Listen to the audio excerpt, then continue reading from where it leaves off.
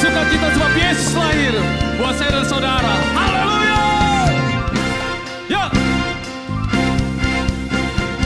Kita surga bergema, lahir Raja mulia, damai dan sejahtera turun dalam dunia.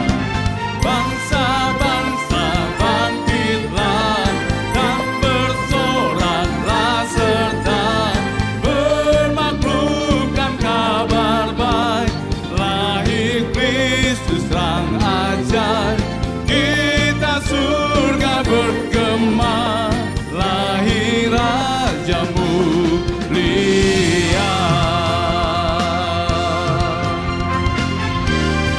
Yang di surga disembah Yesus Kristus Raja mulia. Oh, haleluya. Yang di surga disembah Kristus Raja yang bakal lahir dalam dunia, dan Maria bundanya. Dalam daging dikenal, firman Allah yang kekal, dalam anak yang kecil nyatakan Immanuel. Kita surga bergema, lahir Raja mulia. Mari kita kasih tepuk tangan yang luar biasa buat Raja yang mulia, Yesus Kristus Tuhan. Oh, mari bangsa-bangsa bangkitlah, nyatakan kemuliaan bagi Tuhan.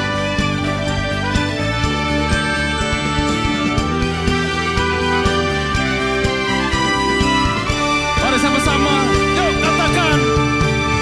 Bangsa-bangsa bangkitlah dan bersoraklah serta bermaklumkan kabar baik, lahir Kristus terang ajaib. Kita surga bergema, lahir Raja mulia. Kita surga bergema, lahir Raja mulia.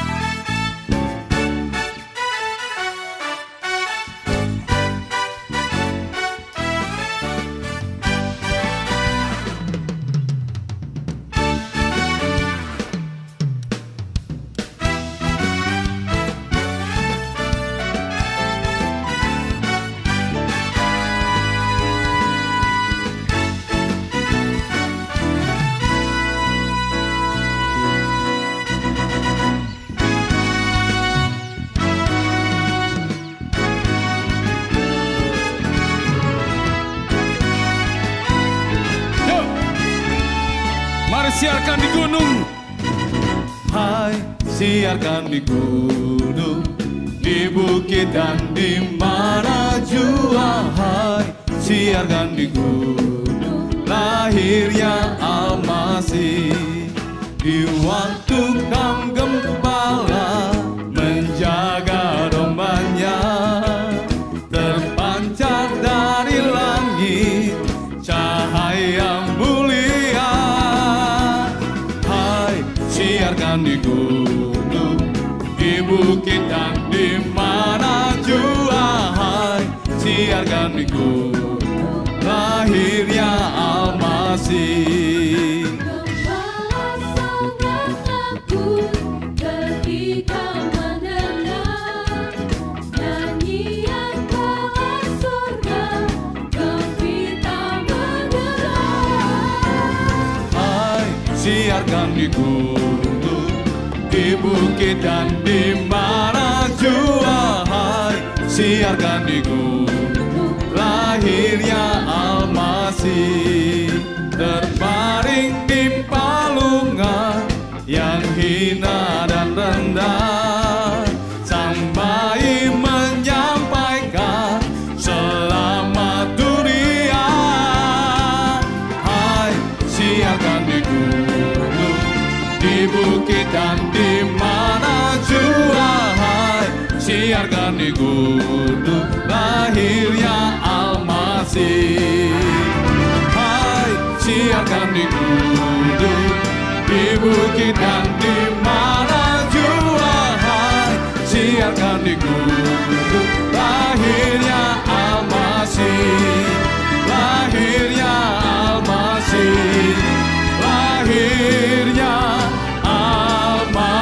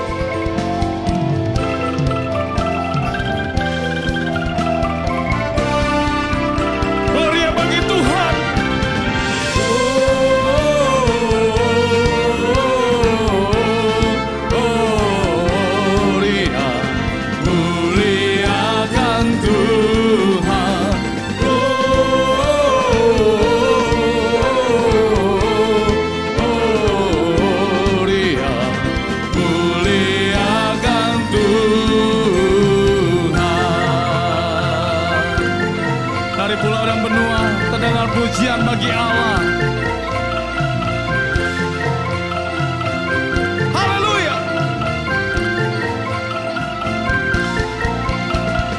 Dari pulau dan benua terdengar selalu terus lagu pujian semua bagi nama penebus.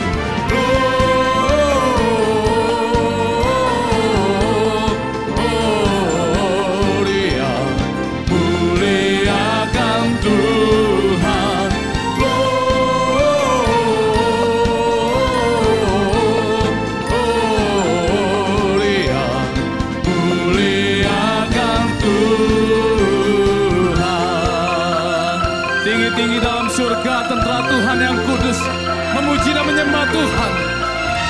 Tinggi-tinggi dalam surga tentara Tuhan yang kudus, tak lelah menyanyi juga di hadapan penebus.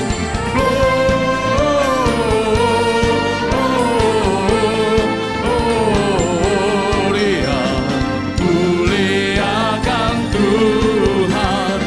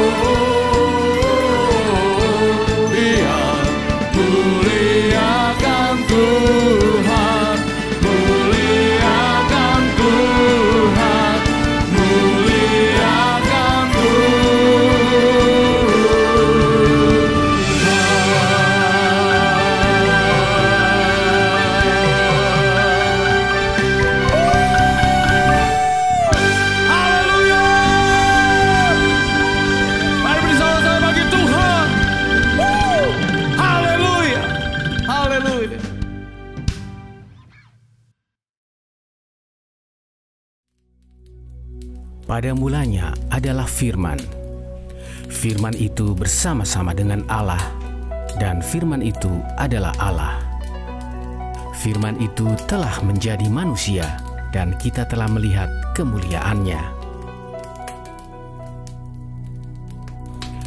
Dalam bulan ke-6, Allah menyuruh malaikat Gabriel pergi kepada seorang perawan bernama Maria.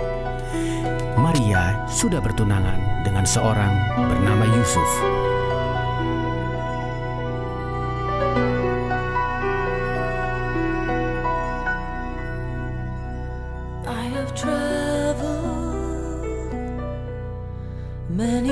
Malaikat menyampaikan pesan bahwa Maria akan mengandung dan melahirkan seorang anak laki-laki yang berasal dari Roh Kudus.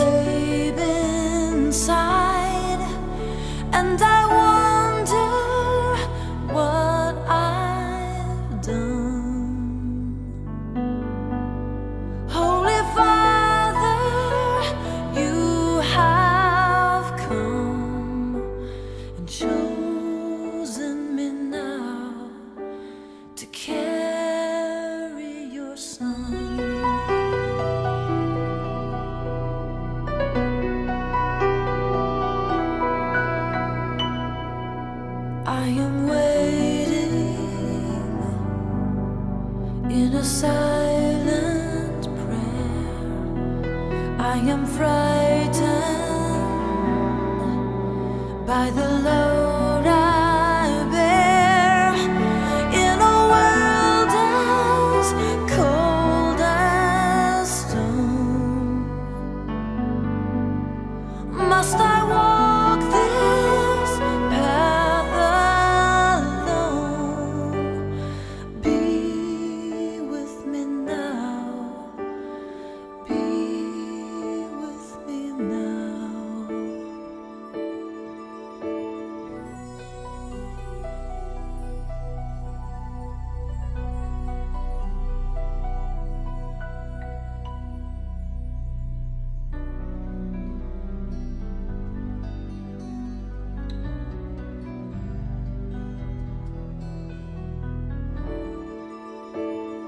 Breath of heaven, hold me together, be forever near me.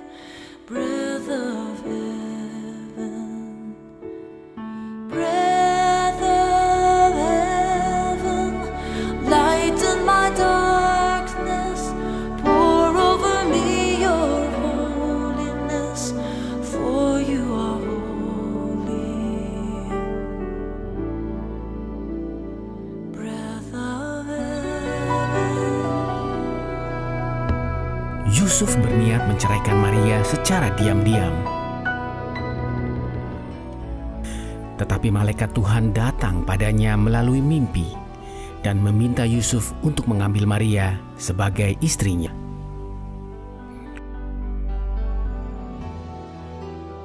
Ketika Yusuf terbangun, ia melakukan apa yang diperintahkan kepadanya.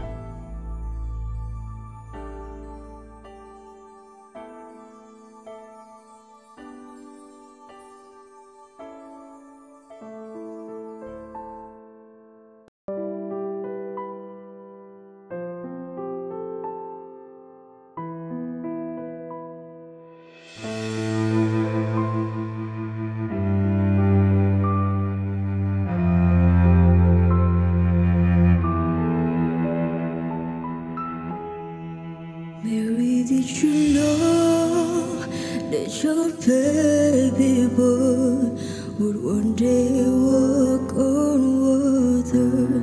Mary, did you know that your baby boy would save our sons and daughters?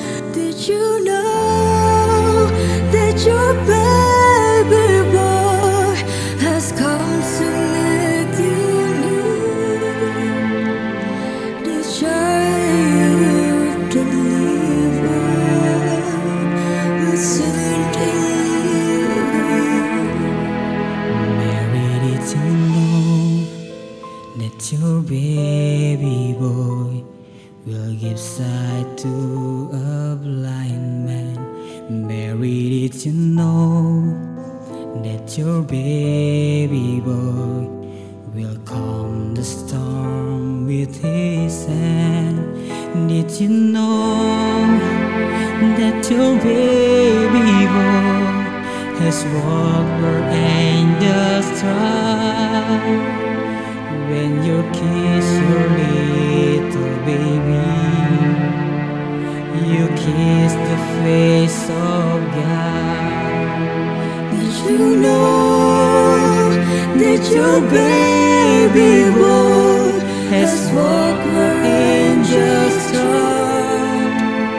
When you kiss your little baby, you kiss the face of God. Oh, Mary, did you know?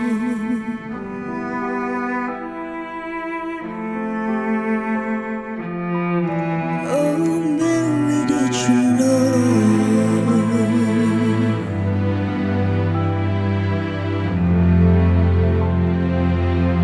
Oh, Mary, did you know?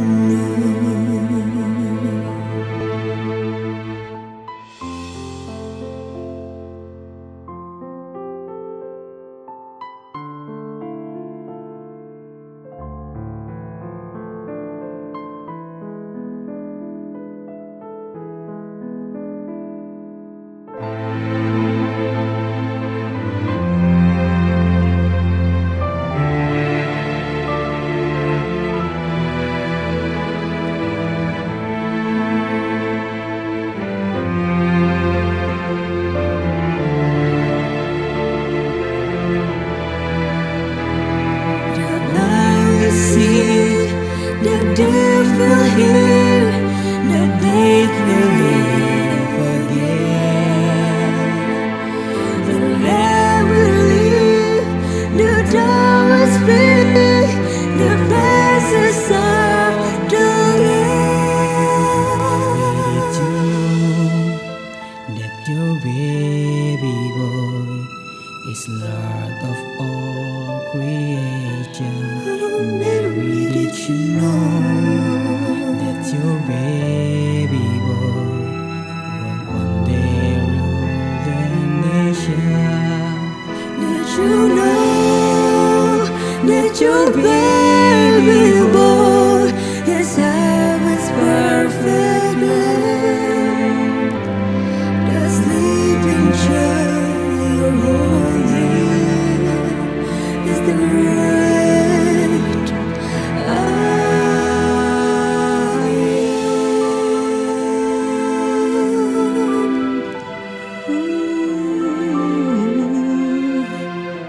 Oh, Mary, did you know?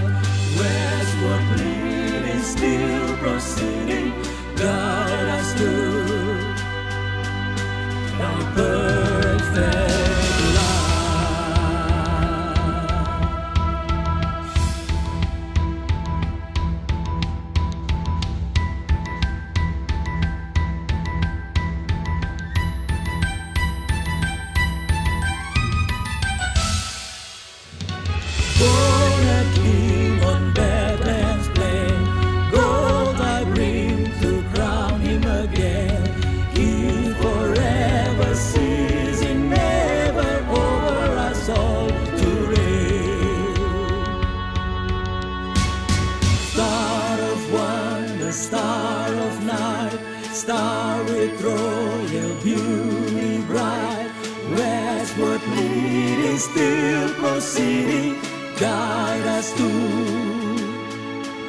thy perfect light.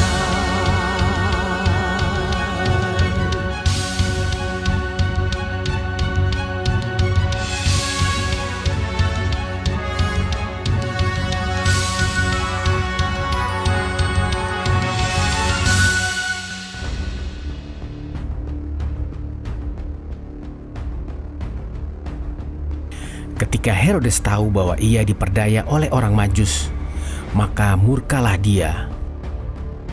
Lalu ia menyuruh untuk membunuh semua anak laki-laki berusia 2 tahun ke bawah yang berada di Bethlehem dan sekitarnya.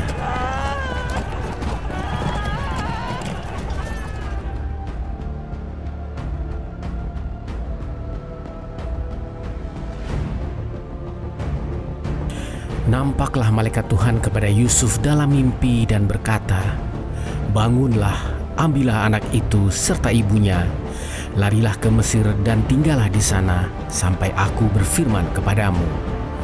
Karena Herodes akan mencari anak itu dan membunuh dia."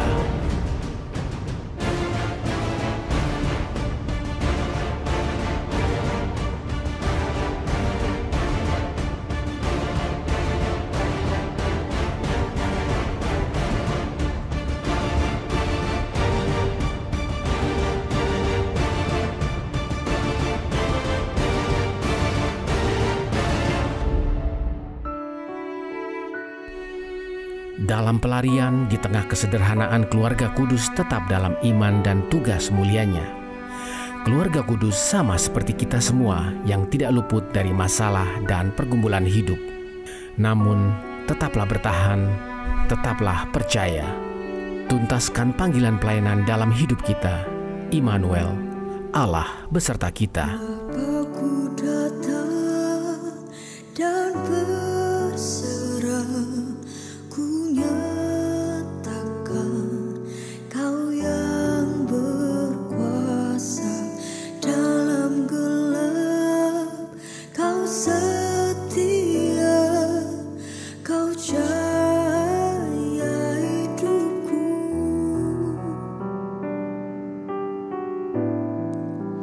Kau ku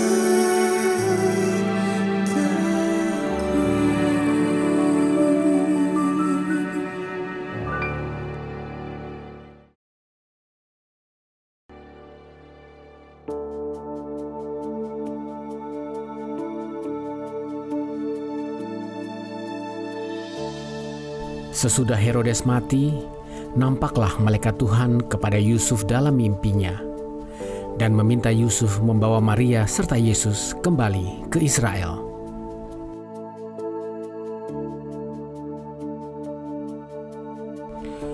Maka kembalilah keluarga kudus ke Israel, dan mereka setia sampai saatnya tiba Yesus menuntaskan tugas mulianya sampai selesai. Maut telah dikalahkan, dosa telah dihapuskan, belenggu telah dipatahkan. Hanya ada satu nama yang berkuasa di bumi dan di surga.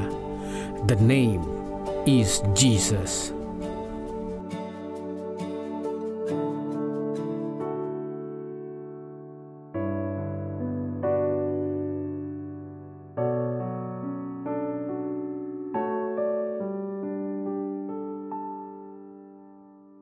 You are the Word at the beginning, one with God the Lord Most High. Your hidden glory in creation, now revealed in you are Christ. What a beautiful name it is! What a beautiful name it is, the name of Jesus Christ, my King. What a beautiful name it is, nothing compares to this.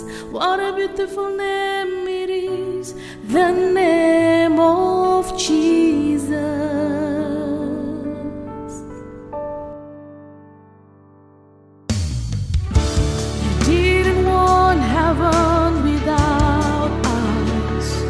So Jesus, you brought heaven down. My sin was great, your love was greater. What could separate us now? What a wonderful name it is. What a wonderful name it is. The name of Jesus.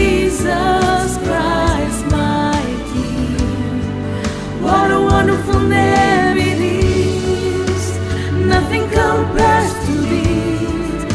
What a wonderful name it is, the name of Jesus.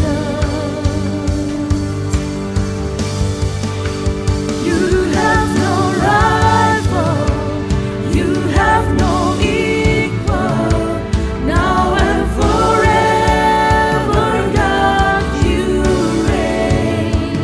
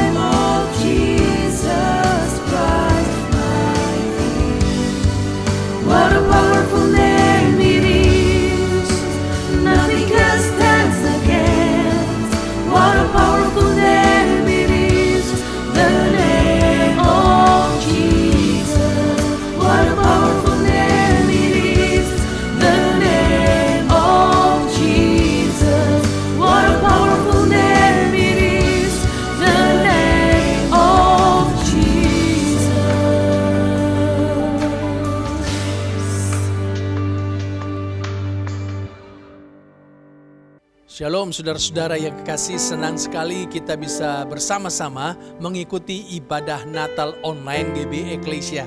Tadi kita sudah menyaksikan bersama-sama drama yang luar biasa. Nah, saatnya kita mau dengar firman Tuhan. Mari kita tundukkan kepala kita berdoa. Kami membuka hati kami mau menerima firman Tuhan melalui khotbah Alkitab yang akan hamba-Mu sampaikan. Roh Kudus mengurapi kami, memberikan pencerahan kepada kami, dan kami terima berkat dari firman Tuhan. Di dalam nama Tuhan Yesus, haleluya, amin. Saudara-saudara, tema Natal kita pada tahun ini adalah Immanuel. Coba kita baca satu ayat, Matius 1 ayat 23. Matius 1 ayat 23. Sesungguhnya anak darah itu akan mengandung dan melahirkan seorang anak laki-laki, dan mereka akan menamakan dia Immanuel, yang berarti Allah menyertai kita. Ayat ini menerangkan kepada kita bahwa nama yang diberikan kepada Tuhan Yesus adalah Immanuel, artinya Tuhan menyertai kita. Jadi waktu Yesus lahir dalam dunia ini, maka itu sesungguhnya Allah datang untuk menyertai kita manusia. Pertanyaannya adalah, untuk apa sih Allah menyertai kita manusia? Alasan yang pertama, yaitu untuk menyelesaikan masalah terbesar dari hidup manusia. Apa sih masalah terbesar dari kita manusia? Masalah terbesar kita itu ternyata bukanlah COVID-19. Walaupun COVID-19 telah membuat 75 juta orang terkonfirmasi positif di seluruh dunia. Dan juga dari antaranya ada 1,7 juta jiwa telah meninggal. Tapi tetap COVID-19 bukan masalah terbesar dari manusia. Resesi ekonomi global, dampak yang ditimbulkan oleh COVID-19 juga bukan masalah terbesar. Walaupun resesi ekonomi membuat putaran ekonomi dunia melambat, pengusaha-pengusaha banyak yang bangkrut, perusahaan-perusahaan pada tutup, karyawan banyak di PHK atau dirumahkan, orang miskin semakin banyak, pengangguran meningkat, tapi tetap resesi ekonomi bukan masalah terbesar dari manusia. Kerusakan lingkungan hidup juga bukanlah masalah terbesar dari manusia, walaupun kerusakan lingkungan hidup menyebabkan lapisan ozon di udara semakin menipis dan itu sangat berbahaya bagi manusia, tapi tetap itu bukan masalah terbesar dari manusia. Lalu apa sih masalah terbesar dari manusia itu? Ternyata masalah terbesar dari kita manusia adalah DOSA, dosa. Iya betul, dosa adalah masalah terbesar dari hidup kita manusia. Kenapa dosa menjadi masalah terbesar? Sebab dosa itu menimbulkan kerusakan yang hebat dan luar biasa. Yang kerusakannya lebih hebat dari kerusakan lingkungan hidup, yang lebih hebat daripada kerusakan ditimbulkan karena COVID-19 dan resesi ekonomi. Saudara, kerusakan apakah yang ditimbulkan oleh dosa? Dosa itu merusak karakter kita manusia. Saudara, menurut Kejadian 1 ayat 26, bahwa sebenarnya kita ini manusia diciptakan menurut gambar dan rupanya Tuhan. Apa artinya? Artinya sebenarnya awalnya karakter kita ini seperti Tuhan, seperti Kristus. Cuma ketika manusia pertama Adam dan Hawa jatuh dalam dosa, maka karakter Tuhan itu menjadi rusak. Itulah sebabnya hari ini kita punya karakter bukanlah karakter seperti Kristus, tapi karakter yang jahat. Karakter yang jahat itu membuat kita lebih suka melakukan kejahatan daripada kebaikan. Kita ini hidup dari satu kejahatan kepada kejahatan yang lain. Bahkan ada beberapa orang melakukan kejahatan tanpa memiliki hati nurani. Mereka seperti ratu tega, raja tega yang melakukan kejahatan yang luar biasa. Itu akibat daripada karakter yang telah rusak. Saudara, anak-anak itu tidak perlu diajar berbuat dosa. Mereka tahu berbuat dosa. Tahukah saudara apa penyebabnya? Sebab ada DNA dosa yang dalam diri mereka sejak lahir. Itulah yang merusak karakter mereka. Coba lihat, anak kecil sudah bisa berbohong. Dari mana dia bisa belajar berbohong? Pasti orang tuanya tidak pernah mengajarnya. Dia berbohong karena memang ada DNA dosa dalam dirinya yang merusak karakternya sehingga kemudian dia melakukan kejahatan itu. Menurut ilmu psikologi anak itu berbohong ketika dia mulai usia 3 tahun. Bahkan ada yang lebih muda lagi, saudaraku. Dan penyebabnya itu adalah daya imajinasi yang tinggi. Karena takut dihukum, karena cari perhatian, karena masalah emosional. Coba lihat, ilmu mengatakan ini 4 penyebab anak berbohong. Tapi Alkitab berkata, orang bisa berbohong walaupun tidak pernah diajar berbohong. Karena dosa yang ada di dalam dirinya. Ini yang merusak karakter kita manusia. Saudara, ini daya rusak yang hebat sekali. Apalagi daya rusak daripada dosa. Dosa itu merusak relasi kita dengan sesama kita. Pada waktu Adam dan Hawa mereka belum jatuh dalam dosa, hubungan mereka sangat akrab, sangat intim. Alkitab berkata mereka telanjang. Artinya hubungan mereka begitu dekat. Tidak ada yang bisa memisahkan mereka. Sangat harmonis sekali. Tetapi sayang, ketika dosa jatuh, mereka melakukan dosa, maka apa yang terjadi? Kejadian 3 ayat 12 berkata, manusia itu menjawab, perempuan yang kau tempatkan di sisiku, dialah yang memberi dari buah pohon itu kepadaku, maka ku makan. Coba lihat, Adam menuduh, menyalahkan Hawa telah memberikan makan buah itu kepada dia. Lihat saudaraku, terjadi sebuah konflik. Gara-gara dosa, relasi yang tadinya begitu harmonis sekarang terlibat konflik. Dan ini yang terjadi sekarang ini. Ada banyak relasi-relasi kita rusak dengan sesama kita karena dosa. Karena iri hati, dengki, kemudian kita ini relasi dengan teman kita rusak. Karena kita egois, relasi dengan satu sel grup, dengan teman-teman gereja rusak. Terjadi perpecahan dalam gereja, kenapa? Karena dosa. Dalam keluarga juga demikian. Relasi suami istri bisa rusak. Kenapa? Karena ada dosa perselingkuhan, tidak setia, KDRT. Sehingga kemudian terjadi konflik suami istri. Bahkan mungkin ada yang bercerai karenanya. Relasi anak orang tua itu jadi konflik. Kenapa? Karena ada dosa. Ada orang anak yang tidak hormat sama orang tua. Kemudian karena dosa ada yang gila warisan. Terjadi konflik anak orang tua. Adik dan kakak, ipar dengan ipar. Terjadi konflik, tidak harmonis karena dosa. Dosa merusak relasi kita dengan sesama kita. Tidak ada lagi kasih, tidak ada lagi pengampunan. Itu semua karena dosa. Dan lebih mengerikan lagi adalah dosa itu merusak relasi kita dengan Tuhan. Saudara-saudara, tadinya hubungan Adam dan Hawa begitu akrab dengan Tuhan.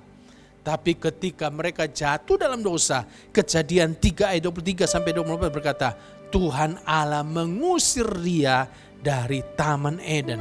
Ayat 24 berkata, ia menghalau manusia itu dan di sebelah timur Taman Eden ditempatkannya beberapa kerub dengan pedang yang menyala-nyala dan menyambar-nyambar untuk menjaga jalan ke pohon kehidupan.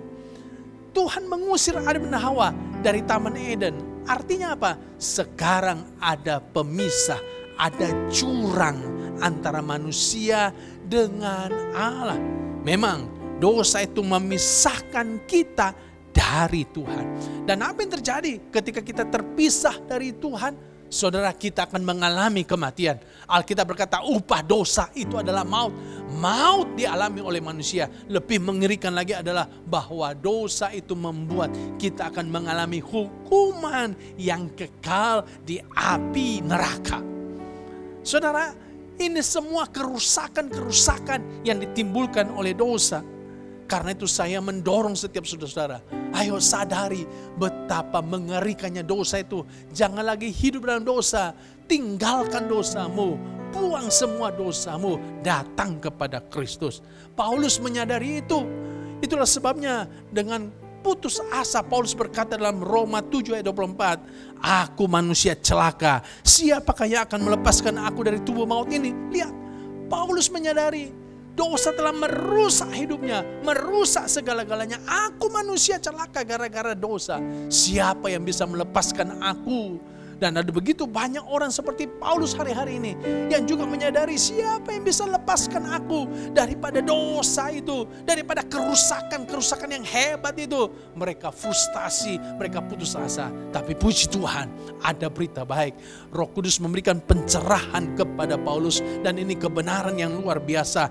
Dalam ayat 25 Paulus berkata, syukur kepada Allah oleh Yesus Kristus Tuhan kita. Ya, Yesus Kristuslah yang bisa melepaskan kita daripada dosa itu. Bagaimana caranya? Yaitu dengan mati di kayu salib. Dia mati di kayu salib, darahnya tercurah di kayu salib. Dan darahnya itulah yang telah mengampuni dosa kita manusia. Itulah sebabnya kita yang hidup dalam dosa, sekarang kita boleh punya harapan untuk mendapatkan pengampunan dari Kristus. Setiap kali kita datang di salib Kristus, dengan rendah hati kita akan menerima pengampunan dari Tuhan. Haleluya, puji Tuhan. Jadi sekarang ada jalan penyelesaian dari dosa. Dan Yesus menyelesaikan masalah terbesar itu untuk kita manusia. Untuk apa Tuhan menyertai kita? Yang kedua, untuk memulihkan keadaan kita. Menurut Kamus Besar Bahasa Indonesia, memulihkan itu artinya menjadikan suatu keadaan baik kembali seperti semula.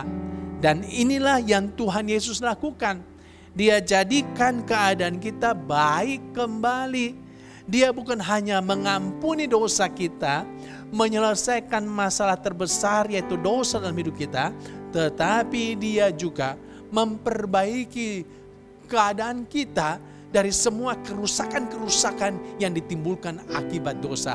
Haleluya, puji Tuhan. Tuhan pulihkan hidup kita. Apa yang Tuhan pulihkan? Yang Tuhan pulihkan adalah karakter kita.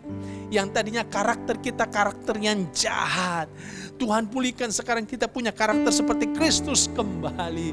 Yang tadinya kita hanya ingin berbuat jahat, sekarang kita ingin berbuat baik. Kita ingin menyenangkan hati Tuhan. Kita ingin selalu berkenan kepada Tuhan. Kita ingin berbuah-buah supaya jadi kesaksian bagi banyak orang. Kita menjadi saksi Kristus di tengah-tengah dunia ini lewat karakter kita yang seperti Kristus. Haleluya, puji Tuhan. Tuhan pulihkan karakter kita. Tuhan juga memulihkan kesehatan kita. Saudara, dosa itu membuat beberapa orang mengalami penyakit. Mungkin ada di antara saudara-saudara yang saat ini sedang sakit atau mungkin terpapar COVID-19. Saudara, lihat, Tuhan datang memulihkan kesehatan kita. Dia mau supaya kita mengalami hidup yang sehat kembali, disembuhkan dari semua penyakit kita. Kalau saudara perhatikan, waktu Yesus melayani 2000 tahun yang lalu, maka salah satu yang dia lakukan adalah dia selalu menyembuhkan orang yang sakit, menyembuhkan orang yang sakit, menyembuhkan orang yang sakit. Kenapa dia lakukan itu? Sebab dia ingin beritahu kepada kita bahwa dia datang ke dalam dunia ini untuk memulihkan kesehatan kita, supaya kita yang sakit bisa disembuhkan oleh darah Yesus Kristus. Semua penyakit kita sudah disembuhkan. Berikan kemuliaan pada Tuhan Yesus. Haleluya, puji Tuhan. Dia juga mau memulihkan keuangan kita. Saudaraku, ketika COVID-19 ada begitu banyak keluarga-keluarga terdampak daripada COVID-19 ini. Keuangan mereka mengalami penurunan, bahkan ada yang kemudian mengalami kemiskinan. Tapi saya mau bilang kepada saudara-saudara, Kristus datang, dia mau pulihkan keuangan kita. Dia mau pulihkan bisnismu, dia mau pulihkan mata pencaharianmu. Dia ingin supaya kita hidup minimal di dalam kecukupan. Kita tidak akan hidup dalam kelaparan. Dia mau supaya kita hidup dalam kecukupan. Puji Tuhan, itu yang Yesus lakukan. Apalagi yang Tuhan pulihkan? Dia memulihkan relasi kita dengan sesama kita. Dia mau pulihkan relasi dalam keluarga. Hubungan suami istri dipulihkan. Yang tadinya ada konflik, mungkin sedang menuju pada perceraian. Yesus datang supaya dia pulihkan hubungan yang sudah retak ini, bersatu kembali, harmonis kembali. Dia mau pulihkan hubungan anak dan orang tua. Dia membuat hati bapak-bapak kembali kepada anak-anak dan hati anak kembali kepada bapaknya. Dia memulihkan hubungan adik dan kakak, ipar satu sama yang lain. Saling mengasihi, ada keharmonisan. Dia membuat kita bisa mengampuni orang yang bersalah kepada kita. Dia membuat hati kita terbuka, luas, bisa menerima, bisa mencintai orang-orang yang punya kekurangan, kelemahan. Itu membuat hubungan kita dengan sesama kita jadi harmonis kembali. Tuhan pulihkan relasi kita dengan sesama. Dan juga terakhir yang paling penting adalah Tuhan pulihkan hubungan kita dengan Bapa di sorga. Darahnya telah menjadi jembatan yang membuat hubungan kita yang tadinya ada jurang pemisah sekarang terhubung kembali. Haleluya, kita bisa berdamai dengan Bapa di sorga. Kita yang tadinya harusnya terhukum di api neraka, sekarang kita bisa mengalami kehidupan yang kekal bersama dengan Tuhan. Haleluya, puji Tuhan. Ini pemulihan yang Tuhan adakan buat kita orang percaya. Dan saya sangat percaya semua kita merindukan pemulihan seperti ini. Dan saya mau bilang kepada saudara, saudara pasti akan mendapatkan pemulihan itu kalau saudara datang kepada Kristus itu dan membiarkan Immanuel, Allah menyertai saudara dalam hidup saudara. Kasih tepuk tangan bagi Tuhan Yesus. Haleluya, puji Tuhan. Bagaimana kita bisa mengalami pemulihan dari Tuhan? Coba kita baca satu ayat. 2 Tawarik 7 ayat 14 berkata begini. Dan umatku yang atasnya namaku disebut merendahkan diri, berdoa dan mencari wajahku, lalu berbalik dari jalan-jalan yang jahat, maka aku akan mendengar dari sorga dan mengampuni dosa mereka serta memulihkan negeri mereka. Ini ayat luar biasa, saudaraku. Ayat ini memberitahu kepada kita ada langkah-langkah yang harus kita lakukan supaya mengalami pemulihan dari Tuhan. Apakah itu? Kita harus belajar merendahkan diri di hadapan Tuhan. Merendahkan diri bukan rendah diri. Kita tidak boleh rendah diri. Karena rendah diri itu adalah ciri orang yang gambar dirinya rusak. Kita tidak boleh rendah diri. Tapi kita harus merendahkan diri di hadapan Tuhan. Apa artinya merendahkan diri? Merendahkan diri itu artinya kita menempatkan diri kita jauh di bawah Tuhan. Bukan sama dengan Tuhan atau di atas Tuhan. Tapi kita taruh diri kita di bawah Tuhan. Merendahkan diri juga artinya kita menyadari keterbatasan kita. Kita terbatas kuasanya, terbatas kekuatannya, terbatas hikmahnya. Saudara, merendahkan diri artinya juga kita menyadari bahwa kita ini orang yang lemah, orang yang berdosa, yang butuh pengampunan dari Tuhan, butuh jamahan dari Tuhan. Merendahkan diri juga artinya kita ini menyadari ketergantungan kita dengan Tuhan. Bahwa tanpa Tuhan kita bukan siapa-siapa. Tanpa Tuhan kita tidak bisa apa-apa. Ini artinya kita merendahkan diri kita. Dan biasanya orang merendahkan diri itu di dalam doa. Dia datang kepada Tuhan. Jangan kita ini meninggikan diri, saudaraku. Sejarah telah mencatat orang-orang yang meninggikan diri itu pasti akan mendapatkan hukuman dari Tuhan. Tahun 1912 manusia berhasil menciptakan kapal Titanic. Titanic ini adalah kapal pesiar super mewah. Dan waktu itu pencipta atau pembuat kapal ini dengan sombongnya berkata, bahkan Tuhan sendiri tidak bisa menenggelamkan kapal ini. Wah, begitu pongahnya, arogannya. Tapi apa yang terjadi, saudara? Pada pelayaran perdananya, kapal ini menabrak gunung es dan akhirnya tenggelam. Ada 1.500 orang yang tenggelam, termasuk pembuat kapal ini ikut tenggelam. Lihat, kita tidak boleh meninggikan diri di hadapan Tuhan, tapi harus belajar merendahkan diri di bawah kaki Tuhan. Yang berikutnya harus kita lakukan adalah kita berdoa dengan mencari wajahnya. Harus berdoa cari wajah Tuhan. Bukan berdoa cari mujizat. Bukan berdoa cari kesembuhan.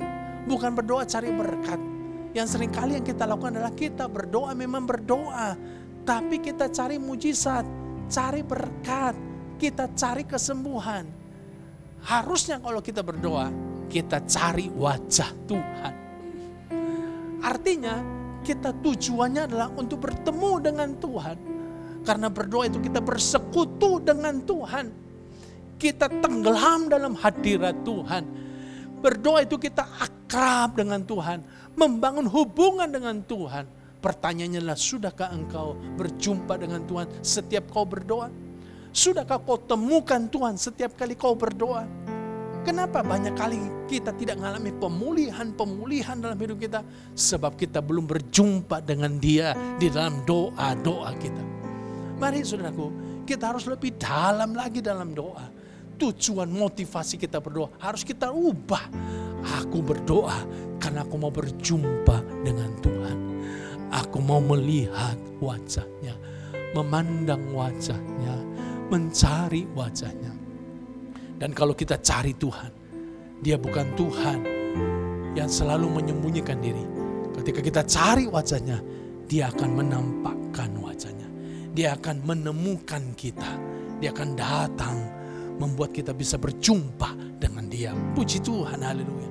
Inilah doa yang benar, saudara. Dan doa seperti ini harus kita bangun. Jangan cari mujizat, tapi carilah pembuat mujizat itu. Jangan cari kesembuhan kalau berdoa, tapi carilah tabib, dokter yang menyembuhkan, yaitu Yesus Kristus. Jangan cari berkat kalau kau berdoa, tapi carilah sumber berkat, yaitu Tuhan Yesus. Itu akan membuat saudara mengalami pemulihan dalam hidup saudara. Coba perhatikan orang-orang besar, tokoh-tokoh gereja ketika mereka berdoa. Billy Graham, dia berkata begini, doa mempersatukan aku dengan sahabat yang melebihi sahabat biasa, Yesus Kristus. Coba lihat, Billy Graham kalau berdoa, dia bersatu dengan Tuhan, bersekutu dengan Tuhan. Berapa banyak kita ini berdoa nggak bersatu dengan Tuhan? Kenapa? Karena kita sibuk mencari berkat, cari kesembuhan, cari mujizat. Mulai hari ini, ayo kalau kita berdoa bersatu dengan Tuhan. Søren Kierkegaard, seorang teolog Denmark abad ke-19 yang sangat terkenal. Dia berkata begini, doa tidak mengubah Tuhan, tetapi itu mengubah mereka yang berdoa. Banyak kali kita berdoa, kita mau ubah Tuhan. Kita memaksa Tuhan menjawab doa-doa kita. Kita mau supaya Tuhan berjalan sesuai dengan rencana kita. Kita mau ubah Tuhan. Makanya kita gak pernah ngalami pemulihan. Hari ini kalau kita berdoa bukan mau mengubah Tuhan, tapi doa itu justru akan mengubah diri kita.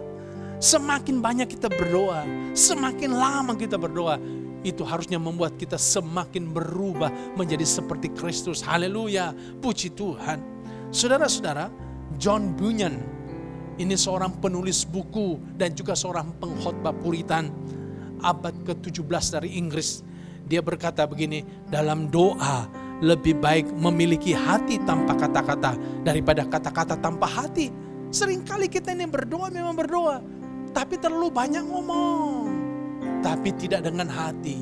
Hari ini kita belajar harus dengan hati kalau berdoa. Sebab kita lagi cari wajah-Nya. Kita mau berjumpa dengan Tuhan. Tuhan hanya bisa dijumpai dengan hati kita. Chiang Kai-shek, Presiden Taiwan yang pertama, seorang Kristen yang cinta Tuhan, takut Tuhan. Dia berkata begini, doa lebih dari meditasi. Dalam meditasi sumber kekuatan adalah diri sendiri. Tapi ketika seorang berdoa, dia pergi ke sumber kekuatan yang lebih besar dari dirinya. Lihat saudara, sadarkah saudara kalau saudara sedang berdoa, sudah bersekutu dengan sumber kekuatan yang luar biasa, yang maha besar, maha dahsyat. Ayo, cari wajah-Nya. Itu akan membuat dia memulihkan keadaanmu. Yang terakhir saudara, kita harus berbalik dari yang jahat. Berbalik dari jalan yang jahat. Ini kunci untuk mengalami pemulihan dari Tuhan. Artinya, setelah Natal tahun ini, maka kita akan memulai hidup kita yang baru. Jangan lagi melakukan kejahatan-kejahatan yang lama. Kejahatan yang lama sudah kita tinggalkan. Mari kita hidup melakukan hal yang baik. Hal yang jahat, jalan yang jahat, cara yang jahat, strategi yang jahat, tipu daya yang jahat harus kita tinggalkan. Jangan lagi berbuat jahat. Banyak kali kita ini saudaraku tidak mengalami pemulihan karena kita hidup dari satu kejahatan kepada kejahatan yang lain. Bagaimana Tuhan bisa memulihkan kita? Kita harus berubah saudara-saudara. Paulus, seorang yang berdosa sebelum dia percaya kepada Tuhan. Bahkan Paulus mengakui dalam 1 Timotius 1 ayat 15, dia orang yang paling berdosa di antara orang berdosa. Coba lihat, apa kejahatan Paulus? Dia menganiaya jemaat, dia memenjarakan jemaat, dia membunuh jemaat.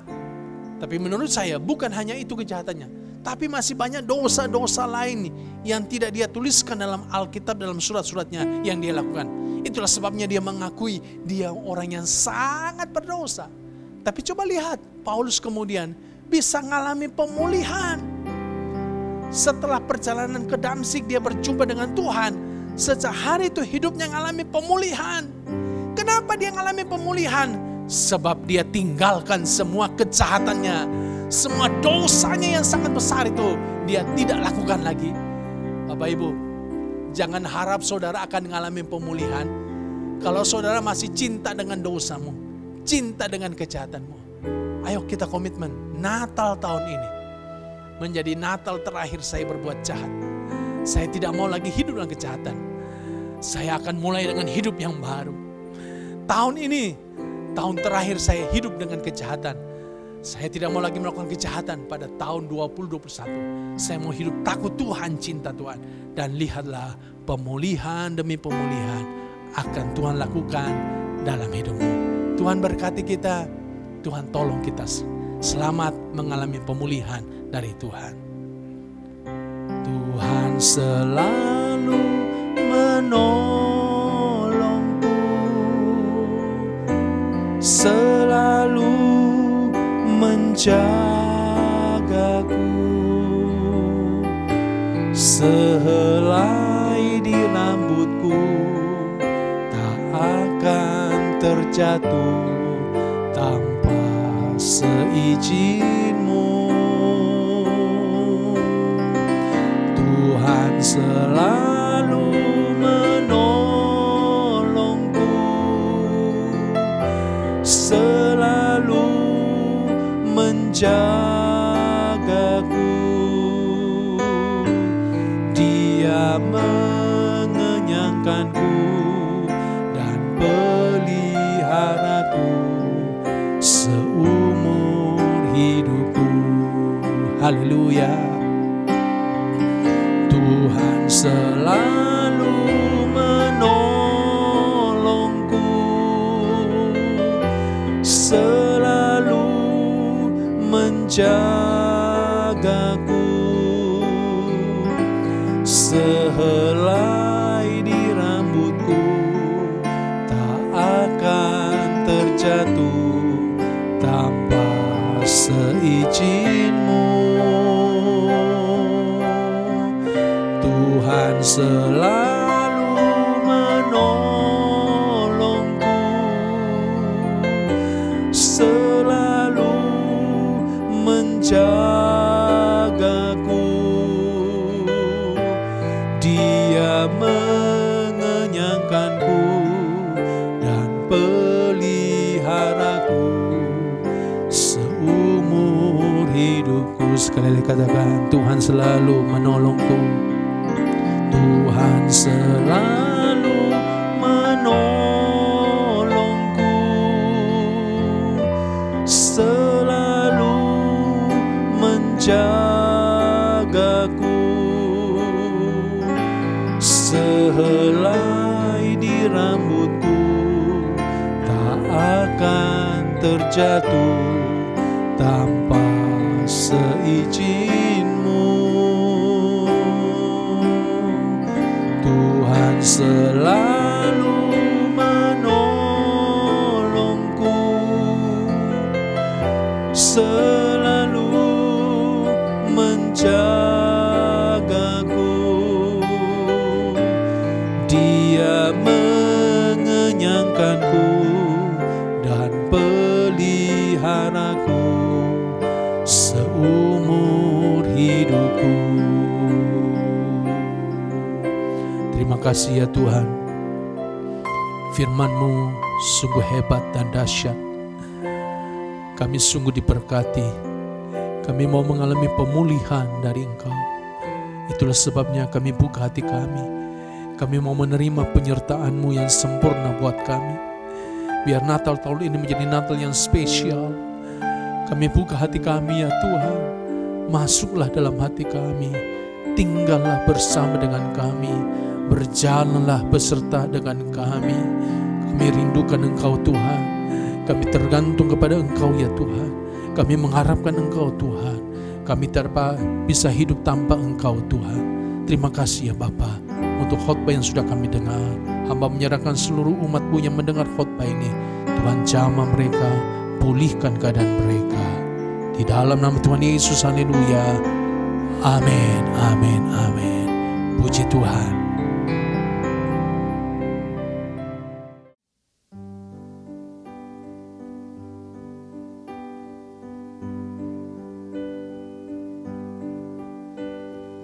Oh, holy night, the stars are brightly shining. It is a night of our dear Savior's birth.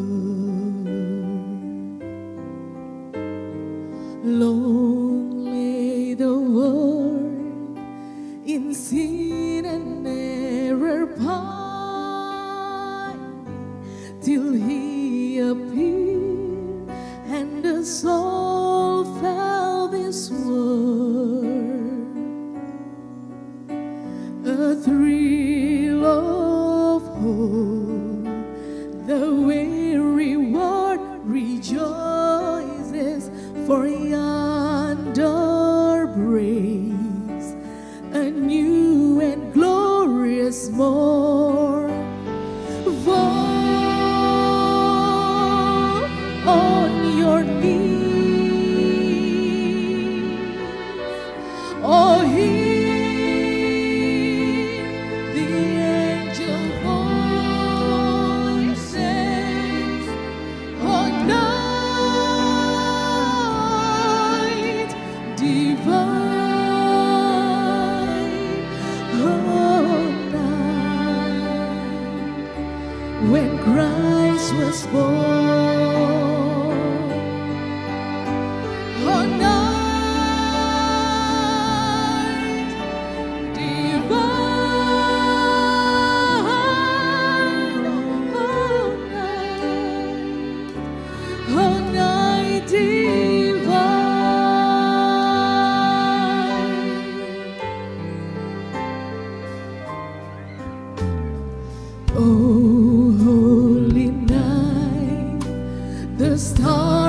Brightly shining,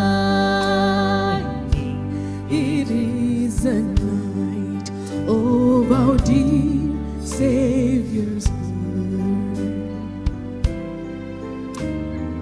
Long lay the world in sin and error pining, till He appeared and the soul felt this word. A thrill of hope, the weary world rejoices, for yonder breaks a new and glorious morn. Fall on your knees, oh, hear the angel voices. Oh, night divine, oh, night when Christ was born.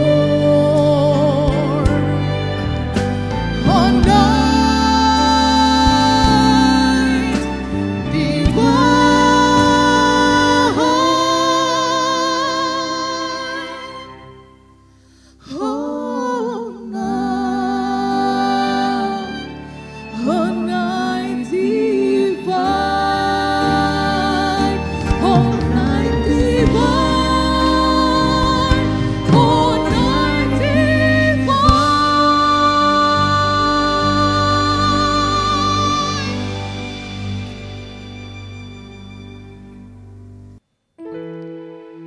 Puji Tuhan, saatnya kita akan memasuki candlelight service.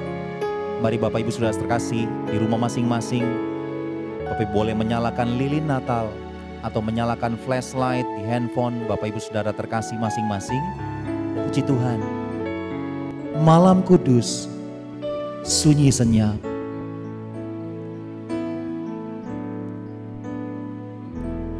Malam kudus, sunyi senyap, bintangmu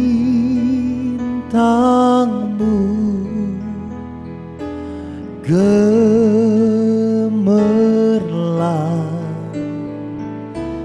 juru selamat manusia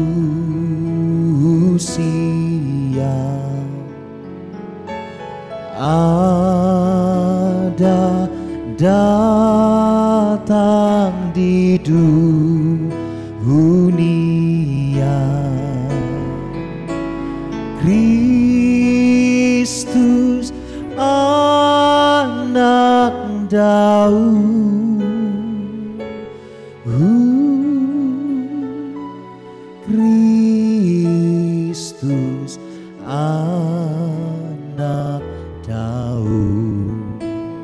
Hai, lihatlah di Efrata, hai, lihatlah di Efrata, terang besar turunlah, waktu tentara samawi megah. Puji Allah sebab nikmatnya, Kristus anak Daud,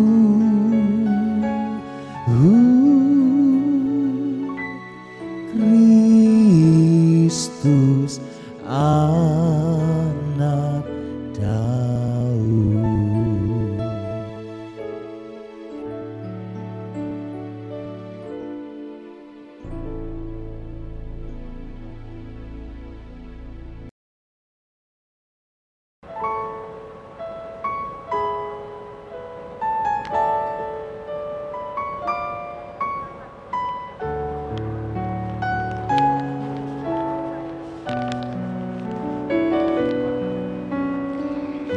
Hari ini adalah hari yang penuh sukacita.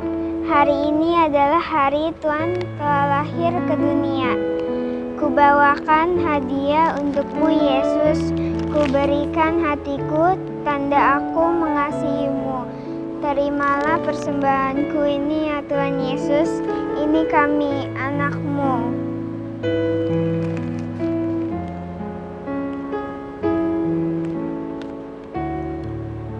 Saudara-saudara, saya dan tim gembala, kami berada di depan palungan. Palungan ini adalah tempat di mana Tuhan Yesus dibaringkan 2000 tahun yang lalu. Bukan palungan ini, tentunya ini hanya simbol.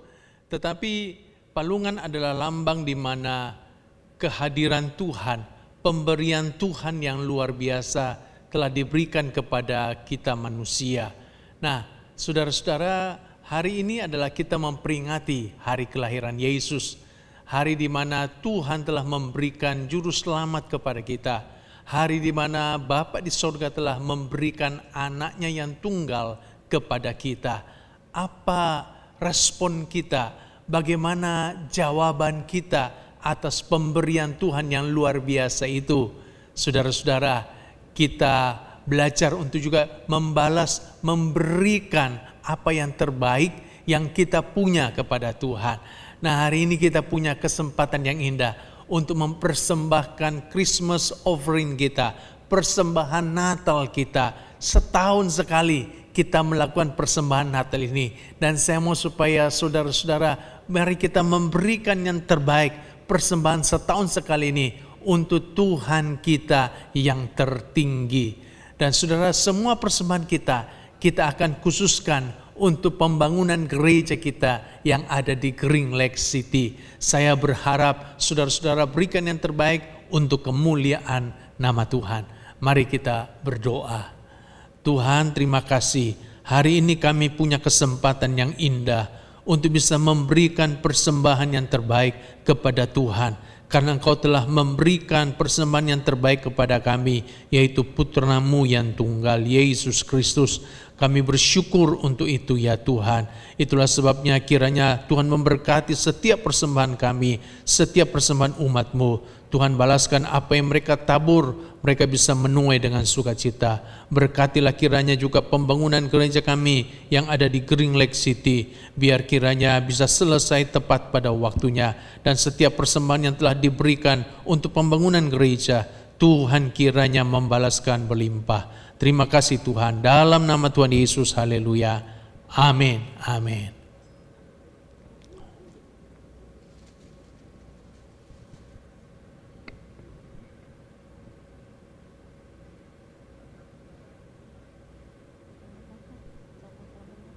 Saudara-saudara, saya mengucapkan selamat Natal dan selamat kita menyongsong tahun yang baru. Tuhan kiranya menyertai kita, dan pengumuman untuk tanggal 27 kita tetap ada ibadah hari Minggu, ibadah online. Kemudian untuk tanggal 31 Desember kita ada ibadah online, ibadah tutup tahun. Dan saya harap saudara-saudara semua bisa mengikuti ibadah-ibadah seperti yang sudah kita siapkan buat saudara-saudara untuk kemuliaan nama Tuhan. Puji Tuhan. Mari kita akan berdoa, kita membaca visi gereja kita dengan suara yang keras. 2, 3. Setiap orang dalam keluarga menjadi orang percaya yang seperti Kristus. Berikan kemuliaan pada Tuhan Yesus. Haleluya. Mari kita berdoa untuk keluarga kita masing-masing.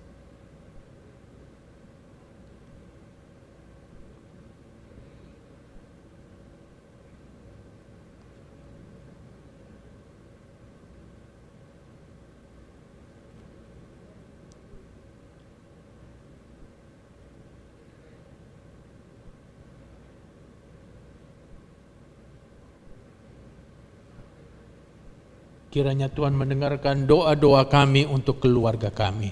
Dan sekarang saudara-saudara, arahkanlah hatimu untuk terima berkat Allah. Tuhan membuka tingkap langit, mencurahkan berkat berlimpah kata saudara.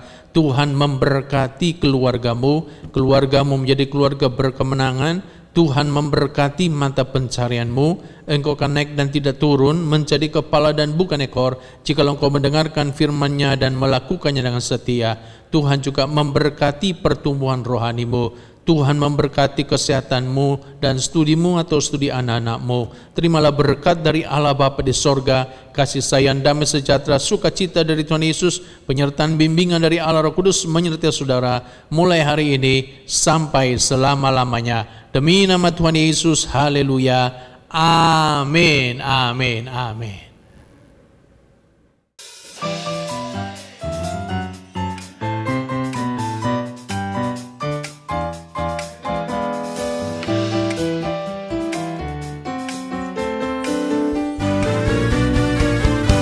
Feliz Navidad, Feliz Navidad, Feliz Navidad, prospera y felicidad. Feliz Navidad, Feliz Navidad, Feliz Navidad, prospera y felicidad. I wanna wish you a Merry Christmas. I wanna wish you a Merry Christmas. I wanna wish you a Merry Christmas from the bottom of my heart. I wanna wish you a Merry Christmas. I wanna wish you a Merry Christmas. I wanna wish you a Merry Christmas from the bottom of my heart. Yeah! Feliz Feliz Navidad, Feliz Navidad, Feliz Navidad, prospero anno y felicidad. Feliz Navidad, Feliz Navidad, Feliz Navidad, prospero anno y felicidad. I want to wish you Merry Christmas. Merry Christmas. I want to wish you a Merry Christmas. I want to wish you a Merry Christmas from the bottom of my heart. I want to wish you a Merry Christmas. I want to wish you a Merry Christmas. I want to wish you a Merry Christmas from the bottom of my heart. Yo! We wish you a Merry Christmas. We wish you a Merry Christmas. We wish you a Merry Christmas and happy. We wish you a Merry Christmas. We wish you a Merry Christmas. We wish you a Merry Christmas and Happy New Year. We wish you a Merry Christmas. We wish you a Merry Christmas. Merry Christmas. We wish you a Merry Christmas and Happy New Year. And Happy New Year. Happy New Year.